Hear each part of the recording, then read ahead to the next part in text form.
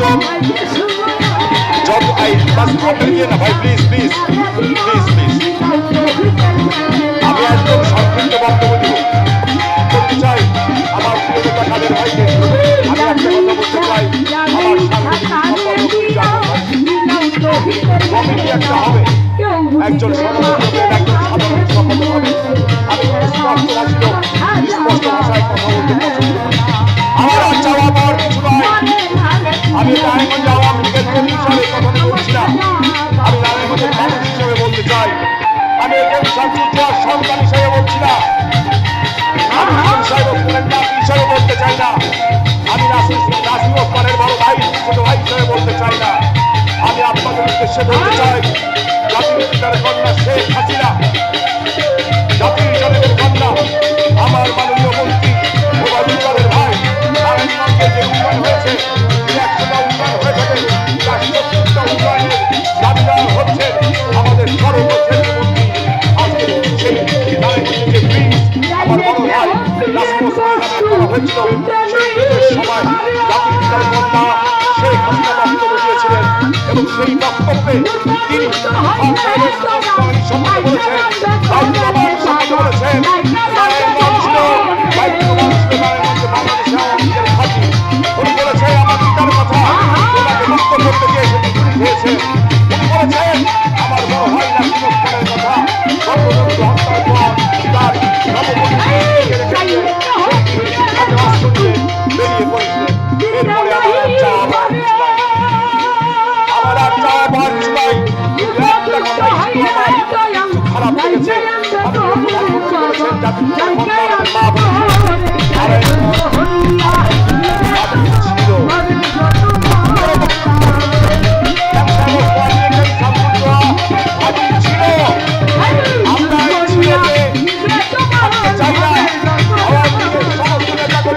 বলতে চাই, আকাশের শকুন হচ্ছে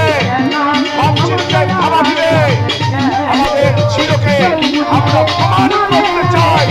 নারায়ণগঞ্জের আওয়ামী লীগ ঘাঁটি ছিল, নারায়ণগঞ্জের ঘাঁটি আছে এবং নারায়ণগঞ্জ ইনশাআল্লাহ ভবিষ্যতে আওয়ামী লীগ ঘাঁটি থাকবে।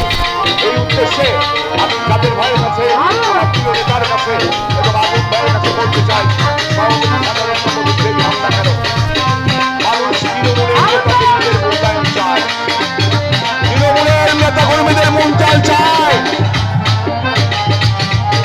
আইবিদের ধাক্কা খেতে চায় না। চন্দনশীলকে জেলা পরিষদের চেয়ারম্যান বানানো হয়েছে, হামলা উঠে গেছিল, আপনারা খুশি হন নাই? কেন খুশি হয়েছে তৃণমূল? এমনকি আরো ভালো খুশি হয়েছে, আমরা একটা অনুরোধ করব, কমিটি একটা হবে, সেই কমিটিতে গত কমিটিতে এমন করছিল, আমি আমি নিজের সামনে সনদ চিনতে পারি এই